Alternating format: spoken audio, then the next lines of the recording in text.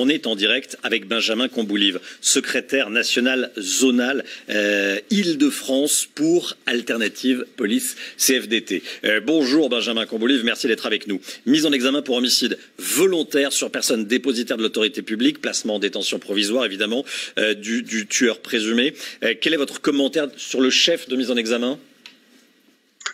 Bonjour, déjà c'est parfaitement cohérent.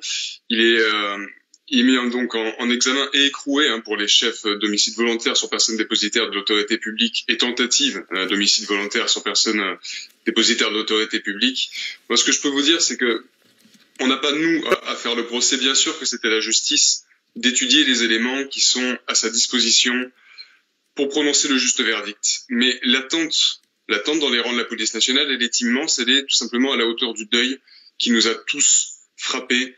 Et ce que nous attendons, c'est de voir la traduction maintenant concrète des intentions portées par nos plus hautes autorités, le ministre de l'Intérieur, le Premier ministre, Monsieur le garde des Sceaux. Nous voulons voir la traduction concrète maintenant.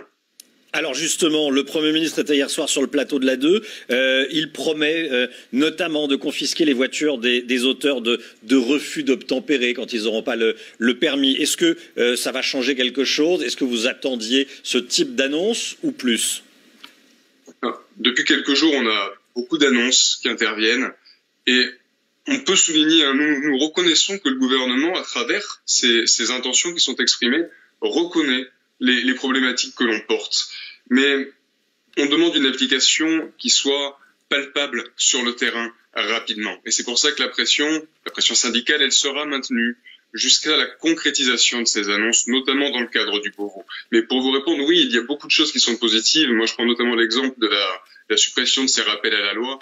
C'était intolérable, c'était inaudible. Vous savez que c'est 300 000 rappels à la loi par an qui étaient prononcés. 300 000 fois où le travail de police se solde par une simple admonestation. Ça, c'était inaudible, c'était intolérable, donc ça va par exemple dans le bon sens. Merci Benjamin Comboulive. Bonne journée à vous. Merci d'avoir été en direct avec nous.